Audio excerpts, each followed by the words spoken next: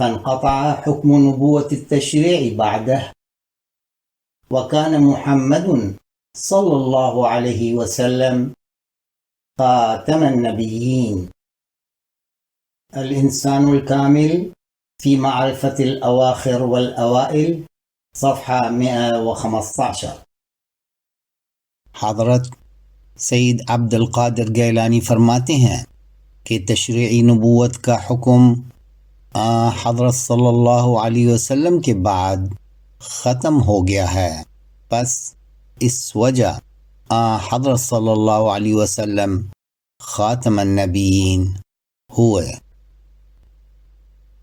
Hazrat Sayyid Abdul Qadir Jilani schreibt, es ist ausgeschlossen, dass ein anderer gesetzbringender Prophet nach Muhammad erscheint, denn jener ist der Khatamun Nabiyyin, Siegel der Propheten.